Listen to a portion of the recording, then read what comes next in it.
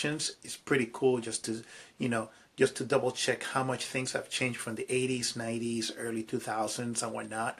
Uh, but today is going to be a super cool topic because it came from the mother of one of my clients. And her comment was like, well, at my age, I don't know how much I should be weighing. I don't know if I should be working out or whatnot. So we're talking about what is your optimal weight when you're 50 and beyond. Okay.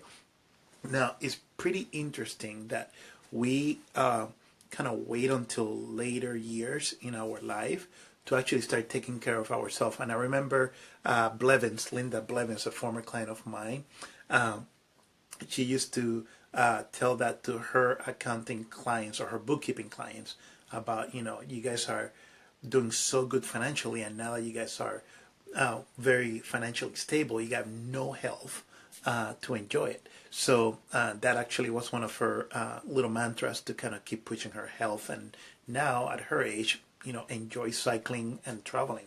So with that said, we're going to talk about a few things, and hopefully it won't be too long today. And if it is, we might just continue to pick it up tomorrow because I got plenty of days, right?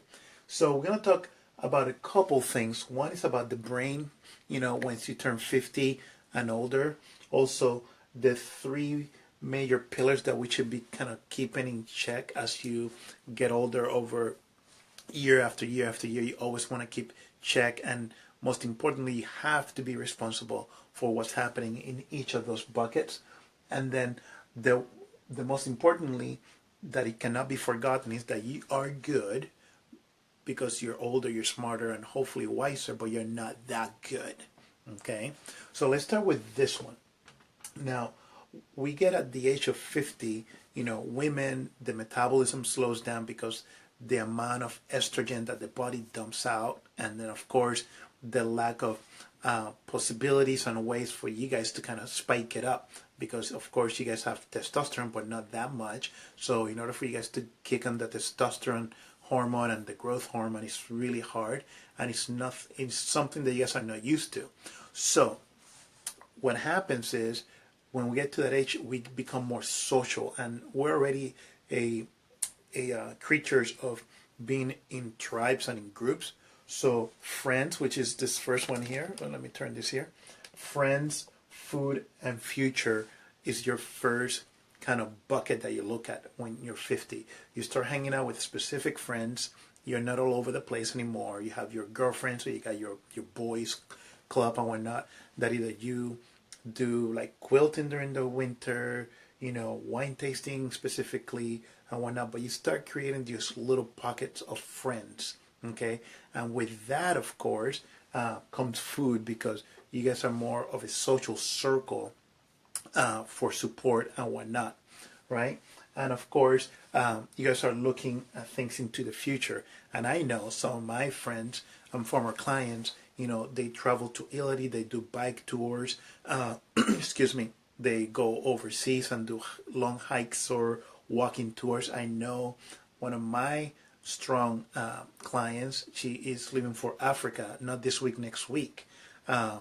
But now at her age, she just had a birthday, she's pushing, and I love that she kind of keep pushing and challenging herself as she keeps coming to work out, and just kind of, I call the shop, that's what we call it, Fit Lab, to kind of improve and kind of make things better. And that way when she goes travel and enjoy her time with her friends and her spouse, is super ready to go. All right.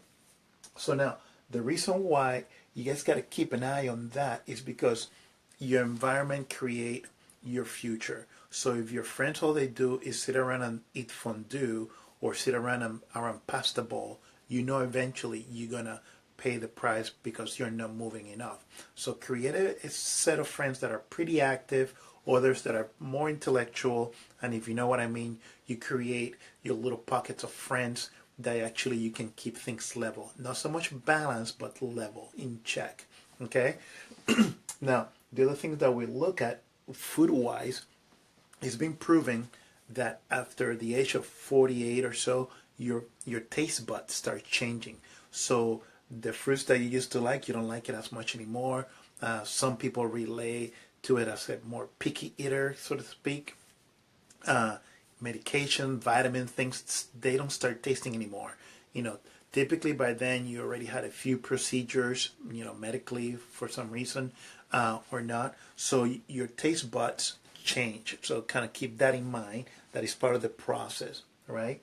So on that same note, you gotta future wise from the mindset, from the state of mind and emotionally, you want to start making a shift because now your kids are older, you probably have grandkids, right?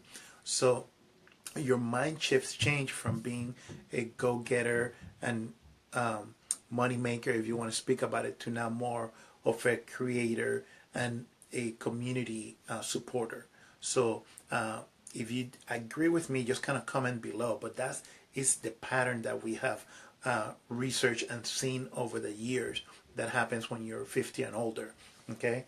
So now, all of this, those three things, somehow revolve around food. And that's why it's important for you guys that when you are kind of hanging out with friends, meeting up for food, or just creating a little community for your future, you exercise your brain. So, especially OHSU, they have done fantastic research on brain and exercise. Okay? So, yes, you want to be intellectually challenge yourself, hopefully more with happy thoughts and future than negativity, uh, especially the news. So the more happy news, the more better and happy information you feed your brain, the more likely you feel like exercising. Now, if you're too stressed because the things that are around your community or some of your friends are going through tough times, stress can be offset by exercise. So use exercise, like all we know already, as your medicine. However, here comes the little double double blade, the catch 22, right? That if you're not healthy enough, it's hard for you to exercise. So we're gonna talk later about strength resistance, maybe tomorrow. But you gotta be able to be healthy enough, not just to go for a walk, right? I always tell people, when I ask them, hey, what do you do for exercise? I'm like, oh, I went for a walk. I'm like, what was the other option? Flying? We all walk, right? But make it an exercise walk, a walk that you huff and puff, a walk that you feel your pulse in your throat, right? So it's not just a walk, leisure walk. So make it a good walk if that's what you're gonna call an exercise session. Okay. Now, also, OHSU and New Mexico have fantastic research on food items related to your brain. Okay, so it's very critical for you guys to start thinking about supplementing your raw food. And I'm very glad that most of my clients and former clients are strong believers on raw food. That hardly any more people are like your Wendy's and your McDonald's people. Okay, they might go maybe a couple times on a bench like that, but for the most part, my folks really are really good eaters. So the key, or the one thing that they're missing, that key factor, is they don't supplement. You can be as good and perfect of a healthy eater, and you will still not have all the nutrients, minerals, and vitamins that your body needs. Trust me. So supplement is because you're supplementing. You're going to help the food intake that you already take. So you might have kale smoothie, you might have asparagus, you can have all that good stuff that you already know, but you have to supplement it, okay? And it might be selenium, it might be magnesium, it might be, you name it, okay? And that's why it's very important for you guys to do those quarterly checkup with yourself and with your doctor, or maybe even the nurse, okay? So food and brain and exercise, those two got to be together, so your brain is not only clear, but you can challenge it, and you lower your chances of getting more and more and more forgetful over the course of the year.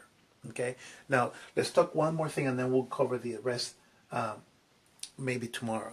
Okay, the other thing that I want to talk about, since we're talking about food, is about the major three things when you turn 50 you really need to keep tabs on, no matter what. One is your stomach, the acidity on your stomach, your liver, I call it the mailroom, and your kidneys. Those three things, you gotta keep it in check every single week. You want to make sure that your stomach has a good acidic environment. Okay, that's the environment of your stomach. So check your pH. Especially if you suffer or have a history of thyroid, or if you've been on hormonal replacement for a while, or on and off. Definitely check your stomach. Liver, if you feel like you're stuck on this weight and it's not your optimal weight, there's something happening between your hormone endocrine system and your liver, which is your mailroom, the guy that sorts everything out where things got to go, that is not right. Okay? So the liver is an amazing organ because it can regenerate, right? But you need to get it checked. And I know from that first one, the friends with wine and the good food and all that, the liver takes a beating and it takes a while to heal. So you gotta check yourself, if not every week, every month, that the stomach acidity level is good, that your liver is working properly, and there's like easy $10 work, lab work that you can get done. You have it shipped to your house, mail it to the local lab, and get your results on the or online. Okay, and last but not least, kidneys. Kidneys are gonna be flushing all the toxins via your urine out of your body. So you don't want to feel bloated. You don't want to have, edema. You don't want to have anything that's circulation related or fluid related at your age, because you want to be able to age not only gracefully but smoothly as you can. Okay, your body's already been through quite a bit of taxing, right? So these later years, we literally, I tell people, you gotta treat yourself like a baby. You gotta take your supplements. You gotta drink all the water that you need. You need to eat raw food. You need to exercise daily, if not 5 times a week. Just like you were a kid. That's what we call it, a circle of life. Okay. So what I'm gonna do, I'm gonna stop here today. I'm gonna leave this here because tomorrow over here we're gonna talk about the strength, exercise, power, and why it's more important for you guys to deal with Brad more than with balance. Okay, we'll go over it tomorrow, and of course, the major pillars as we get into the aging process of 50. And this is very great topic, even if you're not 50, or maybe you're 50 and your parents are in their 80s or 90s. It's good to know what they went through without support. So now you that might be 50 or 55, you can actually go and support them. You can say, hey mom, are you peeing enough? Hey dad, are you eating enough green vegetables? When was the last time you had fish? So it's never too late, okay, to give them a nice, smooth, healthier life. Okay, so tomorrow we'll pick up on here, and may even go over some exercise samples with you guys. But for tonight, again, brain and exercise, brain and food, and of course, friends, food, and future is one of the main things that we're going to talk about. All right. In the meantime, we're going to connect again tomorrow. Finish it up. I'm going to leave it up here at the board. Make comments of what your thoughts are, any questions that related to what I went over, and we'll love to answer them before we connect tomorrow night. If not, I'll do that tomorrow night. All right. Have an amazing night, and talk to you guys later.